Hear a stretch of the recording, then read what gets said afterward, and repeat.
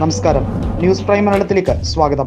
ലോക്സഭാ തെരഞ്ഞെടുപ്പിൽ മഹാരാഷ്ട്ര എങ്ങനെ ചിന്തിക്കും എന്നുള്ളത് ഏറെ നിർണായകമാണ്. 48 ലോക്സഭാ സീറ്റുകളുള്ള മഹാരാഷ്ട്രയിൽ വിവിധ ഘട്ടങ്ങളിലായി നടക്കുന്ന വോട്ടെടുപ്പിൽ അധികാരം തിരിച്ചുപിടിക്കാൻ വേണ്ടിയുള്ള തീവ്രമായ ശ്രമം ശിവസേനയുടെ ഉദ്ധവ് താക്കറെ വിഭാഗം ശക്തമായി ശ്രമിക്കുമ്പോൾ, ശിവസേനയെ പുലർത്തിക്കൊണ്ട് അല്ലെങ്കിൽ ശിവസേനയുടെ രാഷ്ട്രീയ ഭാവിയെ തന്നെ തകർത്തുകൊണ്ട് ദേവേന്ദ്ര ഫട്നാവിസും സംഘവും അവിടെ BJPക്ക് വേണ്ടിയുള്ള വലിയ മുന്നേറ്റമാണ് പ്രതീക്ഷിക്കുന്നത്.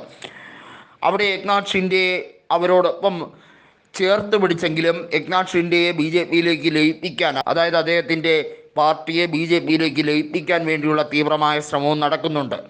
എന്നാൽ അതിന് വഴങ്ങാതെയാണ് ഏക്നാഥ് ഷിൻഡെ പ്രത്യേകമായിട്ടുള്ള ഒരു ബ്ലോക്കായിരിക്കുന്നത്. ഏക്നാഥ് ഷിൻഡെയെ സംബന്ധിച്ചിടത്തോളം രാഷ്ട്രീയപരമായി ഉദ്ധവ് താക്കറെയിൽ നിന്നും വേറിട്ട് പോയി എന്ന് വിചാരിച്ച് വലിയ നേട്ടങ്ങളൊന്നും ഇല്ല.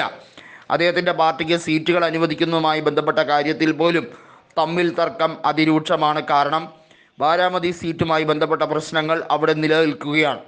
അജിത് പവാറും സംഘവും ഏക്നാഥ് ഷിൻഡെയ്ക്ക് എന്നും ഒരു വെല്ലുവിളി തന്നെയാണ് ഉയർത്തുന്നതെന്നുള്ളത് മറ്റൊരു കാര്യം.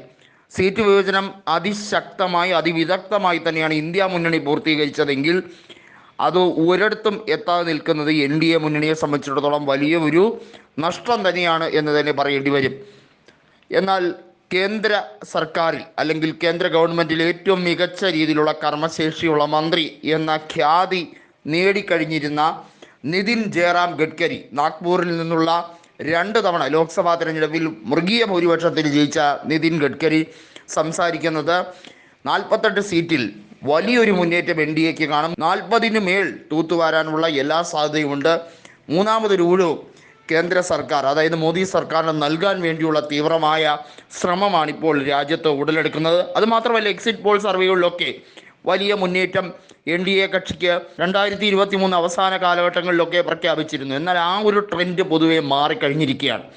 2024 ഏപ്രിലൊക്കെ നടത്തിയ സർവേ ഫലങ്ങളിൽ എല്ലാം ഇന്ത്യ മുന്നണിക്ക് ഒരു മുൻതൂക്കം പല സ്ഥലങ്ങളിലും ഉണ്ടാകും എന്നുള്ളതാണ്. വോട്ട് ഷെയറിൽ NDAക്ക് ഗണ്യമായിട്ടുള്ള കുറവുണ്ടാകുന്നതിൻ്റെ പ്രധാന കാരണം ഈ തമ്മിലടിയും ഈ പൊരുത്തമില്ലായ്മയും തന്നെയായിരിക്കും.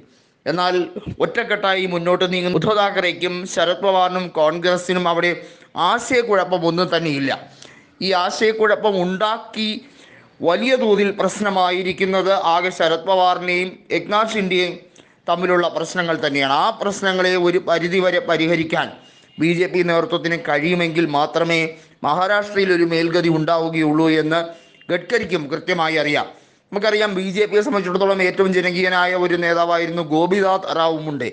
അദ്ദേഹത്തിൻ്റെ വിയോഗത്തിന് ശേഷം ഗഡ്കരിയിലൂടെ അധികാരം തിരിച്ചു പിടിക്കാൻ വേണ്ടിയുള്ള തീവ്രമായ ശ്രമം നടത്തിയെങ്കിലും ഫട്നാവിസ് എന്ന യുവ നേതാവ് ഉദിച്ചു വരികയും അദ്ദേഹം 2014 മുഖ്യമന്ത്രിയായി സ്ഥാനാരോപിതനാവുകയും ചെയ്തു. പക്ഷേ പിന്നീട് അങ്ങോട്ട് നടന്ന തെരഞ്ഞെടുപ്പിൽ ഏറ്റവും വലിയ ഒറ്റക്കക്ഷിയാകാൻ മാത്രമേ BJPക്ക് കഴിഞ്ഞുള്ളൂ. ഇക്കുറി എങ്ങനെയായിരിക്കും രാഷ്ട്രീയപരമായ ചിന്തകൾ എന്നുള്ളത് നമ്മൾ കാത്തിരുന്ന് കാണേണ്ട വിഷയമാണ്.